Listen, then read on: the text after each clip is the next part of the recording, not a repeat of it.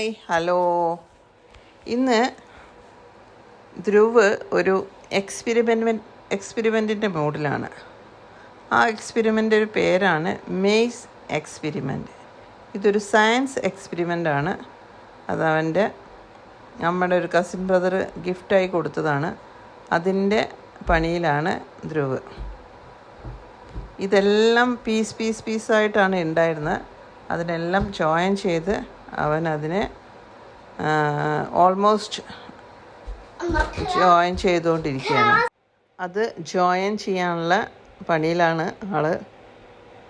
അപ്പം അത് എന്താ പറയുക, ശ്രദ്ധയോടെ ഓരോരോ പാർട്സ് ആ ബുക്ക് നോക്കിയിട്ട് ജോയിൻ ചെയ്തുകൊണ്ടിരിക്കുകയാണ്. ഇടയ്ക്ക് ടി വിയിലേക്ക് നോക്കുന്നുണ്ട്. അവൻ അറിഞ്ഞിട്ടില്ല ഞാൻ വീഡിയോ എടുത്തത്. സാധാരണ വീഡിയോ എടുക്കാനൊന്നും സമ്മതിക്കാറില്ല. അവന് വീഡിയോയിൽ വരാനും അതൊന്നും വലിയ താല്പര്യമില്ലാത്ത ആളാണ്.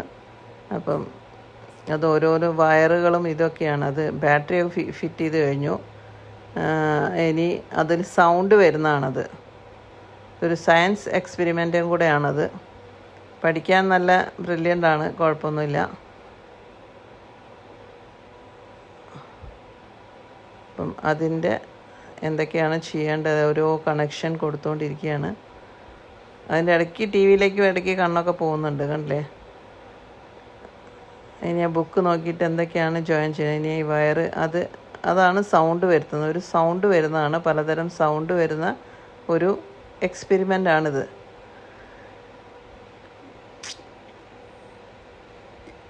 ഈ സാധനം ആ കമ്പികളിൽ കൂടെയൊക്കെ പോകുമ്പം സൗണ്ട് വരും. അതാണ് ഇതിൻ്റെ കുട്ടൻസ്. അപ്പം അത് ജോയിൻ ചെയ്യാനുള്ള ഇതിലാണ് ഇരിക്കുന്നത്.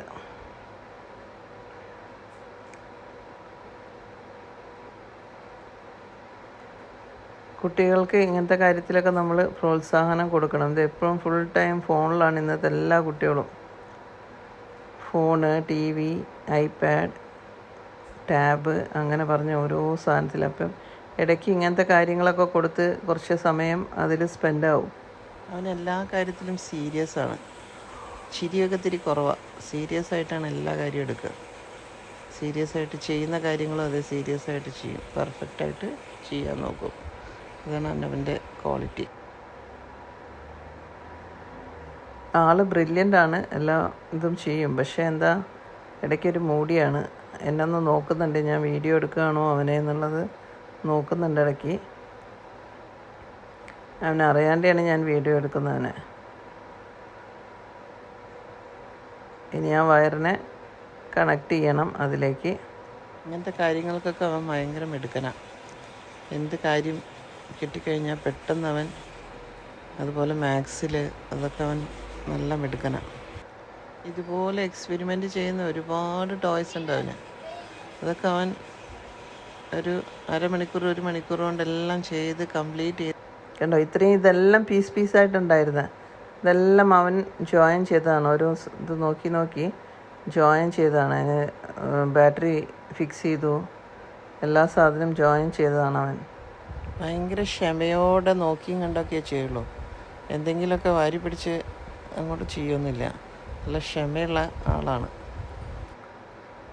വീരും അടുത്തിരുന്ന് നോക്കി കാണുന്നുണ്ട് എന്തൊക്കെയാണ് ചെയ്യുന്നതെന്നൊക്കെ. അല്ലെങ്കിൽ ഇവിടെ എങ്ങനെയാണെന്ന് വെച്ച് കഴിഞ്ഞാൽ നമ്മൾ ഐക്യയിലോ എവിടെയും പോയിട്ട് ഫർണിച്ചർ ആവട്ടെ എന്ത് തന്നെ ആവട്ടെ എല്ലാം വാങ്ങിക്കഴിഞ്ഞ് കഴിഞ്ഞാൽ അതിൻ്റെ ബോക്സും അതിൻ്റെ ടൂൾസും അതിൻ്റെ ഇതും കൂടെ നമുക്ക് കയ്യിൽ തരും. എന്നിട്ട് നമ്മൾ വേണം വീട്ടിൽ വന്നിട്ട് അതൊക്കെ ഫിക്സ് ചെയ്യാൻ. കട്ടിലാണെങ്കിൽ ശരി, അലമാരയാണെങ്കിൽ ശരി, എന്താ പറയുക, ഡൈനിങ് ടേബിൾ ആണെങ്കിൽ ശരി, സോഫയാണെങ്കിൽ ശരി, എന്താണെങ്കിലും അതിൻ്റെ ബുക്ക് ഉണ്ടാവും. അത് നോക്കിയിട്ട് വേണം നമ്മളെല്ലാം ഫിക്സ് ചെയ്യാൻ.